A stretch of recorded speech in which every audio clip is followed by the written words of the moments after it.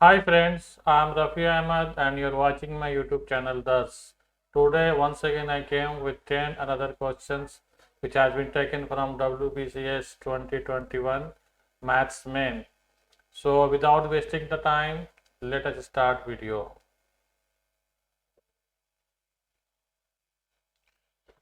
चलिए शुरू करते हैं। क्वेश्चन नंबर 101 देखते हैं।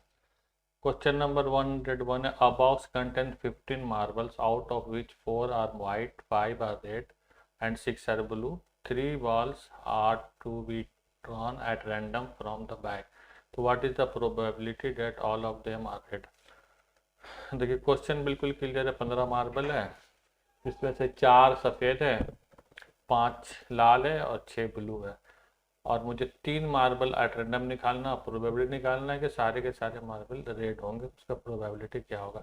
तो सबसे पहले हम देख लेते हैं 5 हमारे पास रेड मार्बल का कम्बिनेशन अगर 3 करेंगे तो कितने वेज में निकल सकता है। तो ये आपका निकल जाएगा 5 फैक्टोरियल और यहाँ हो जाएगा 3 फैक्टोरियल एंड 2 फैक्टोरियल। तो ये हो जाएगा 5 इंटू 4, ये हो जाएगा 2 इंटू 1, 2 से काट दीजिए 2, माने ये 10 वेज ऑफ ऑप्शन है। सिलेक्शन करने का ये 10 तरीका हो सकता है। अब आ जाइए, देखिए 15 मार्बल को अगर मैं ले लेता हूँ तो 15 मार्बल और 3 वेज में अगर हम करेंगे तो ये हो जाएगा 15 फैक्टोरियल, 3 फैक्टोरियल, 12 फैक्टोरियल। ठीक है, ये आपको पता हो कम्बिनेशन में किस तरीके से लिखा जाता है। तो 3 इंटू 2 हो गया, 15 से 12 फैक्टोरियल हटा दीजिएगा तो हो जाएगा 15, 14 और 13। ठीक है, 3 से काट दीजिए 5 है, 2 से काट दीजिए 7। ठीक है, 5 इंटू 91 हो गया। तो probability, what is the probability, ये निकल जाएगा दिस,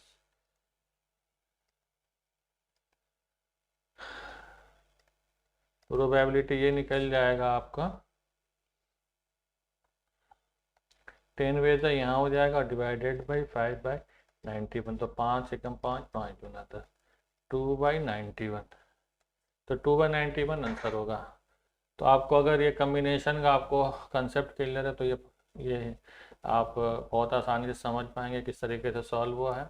और अगर आपको नहीं समझ में आ रहा तो आप मेरे कमेंट बॉक्स में लिखिए या फिर मेरे व्हाट्सएप चैनल में आइए, मैं वहाँ पर आपको और डिटेल में समझा दूंगा। ठीक है, चलते हैं नेक्स्ट क्वेश्चन की तरफ।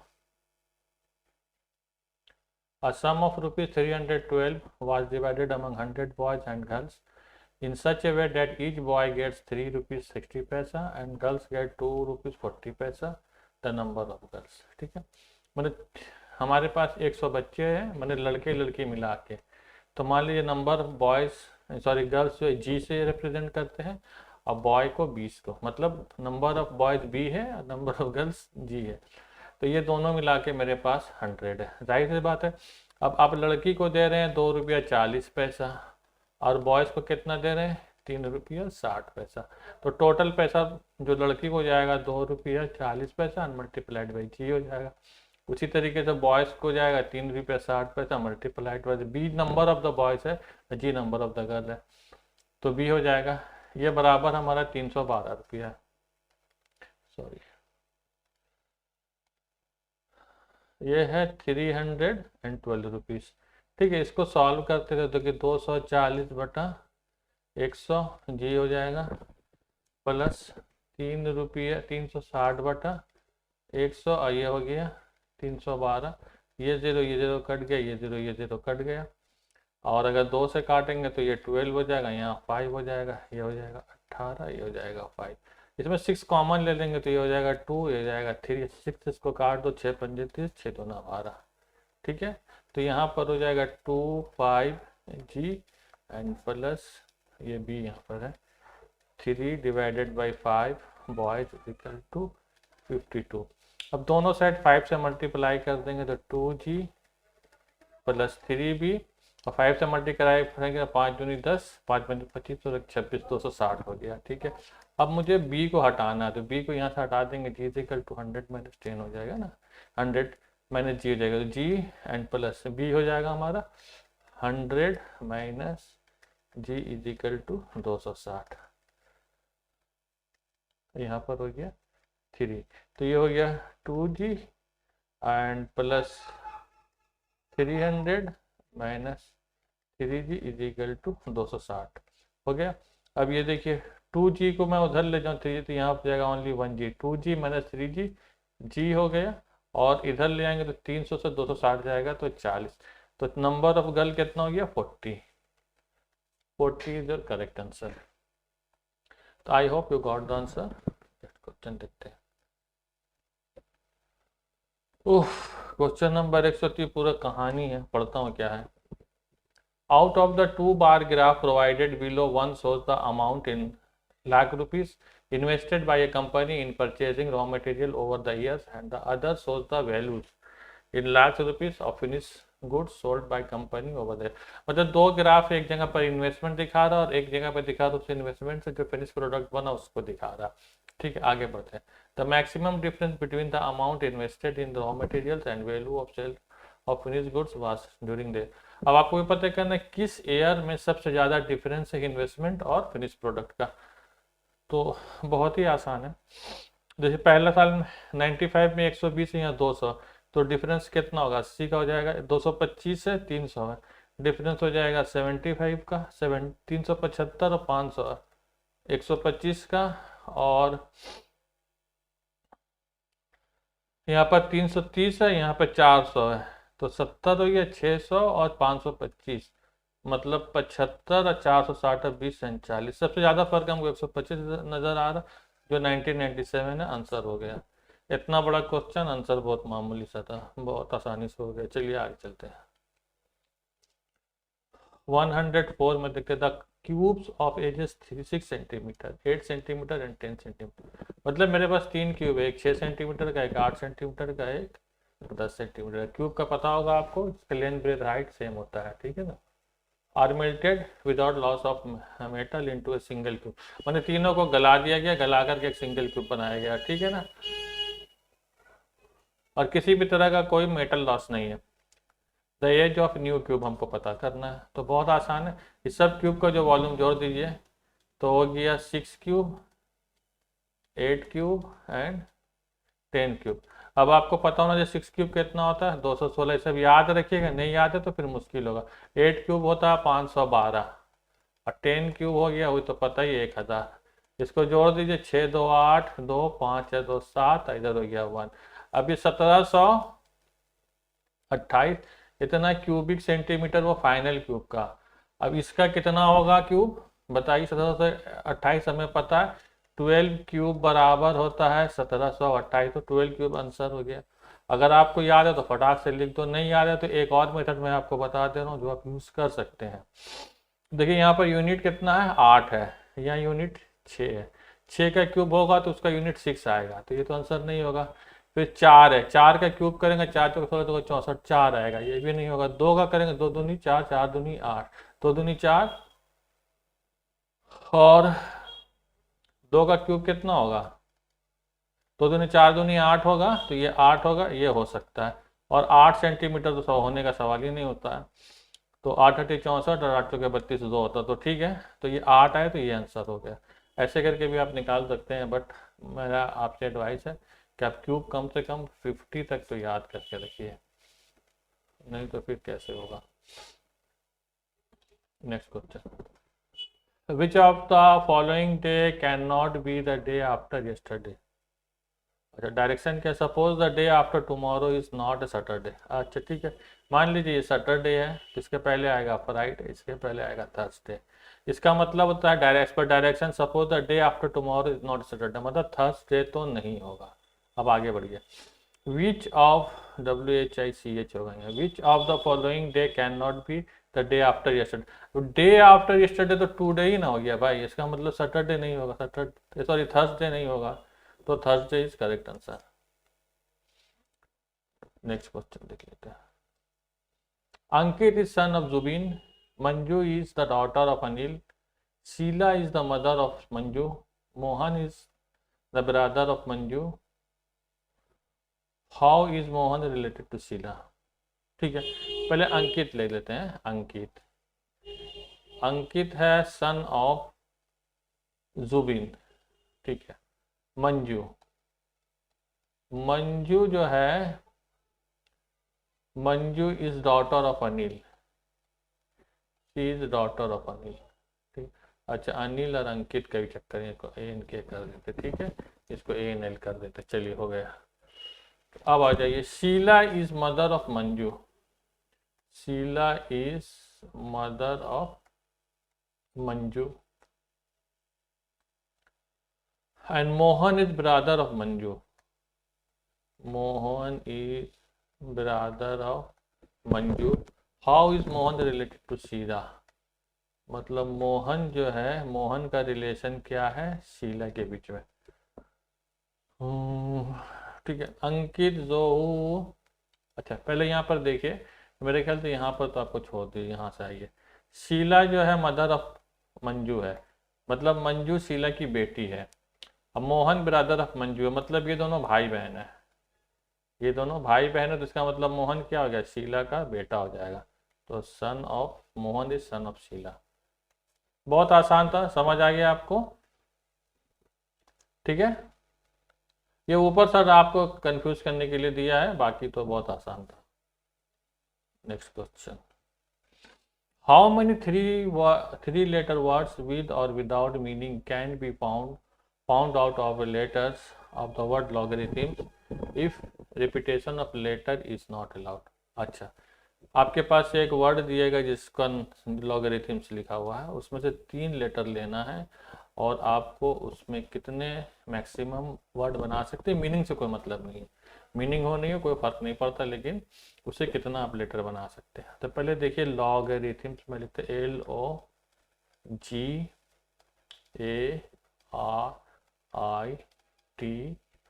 LOGARITHM और S।